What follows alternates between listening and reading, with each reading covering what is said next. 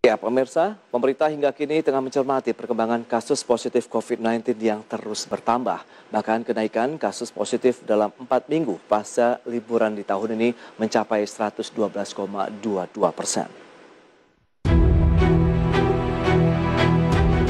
Kasus positif COVID-19 di Indonesia kembali melonjak dalam beberapa pekan terakhir, khususnya pasca libur Lebaran 2021. Bahkan jumlah pekan lalu kasus positif nyaris tembus 13.000 dalam sehari. Koordinator Tim Pakar dan Juru Bicara Pemerintah untuk Penanganan COVID-19 Wiku Adhisa Smito menyatakan, kasus kenaikan COVID-19 4 minggu pasca libur Lebaran tahun ini mengalami kenaikan hingga 112,22% dibandingkan tahun 2020 yaitu 93,11%. Setelah disandingkan pada minggu keempat, ternyata kenaikan kasus pasca Idul Fitri di tahun ini secara nasional mengalami kenaikan yang lebih tinggi, yaitu mencapai 112,22%.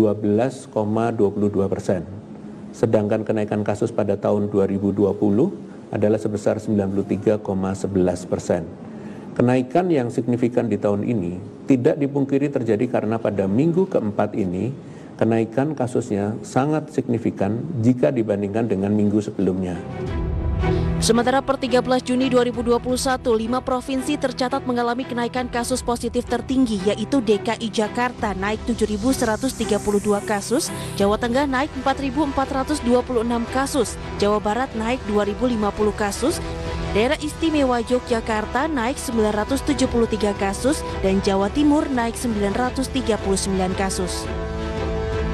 Wiku menambahkan dalam melihat situasi tidak bisa hanya menilai tingkat provinsi saja, namun hingga tingkat kabupaten kota. Seperti kenaikan di sejumlah kabupaten kota beberapa minggu lalu, seperti di Pangkalang, Pati, Kudus, Jepara, Bandung, dan Cimahi. Sementara itu, kalangan pelaku usaha hotel dan restoran Indonesia menyatakan peningkatan kasus aktif COVID-19 yang terjadi lagi saat ini sangat mengkhawatirkan. Namun pemerintah kota maupun daerah diharapkan dapat lebih mengoptimalkan PPKM Mikro dibanding harus melakukan lockdown.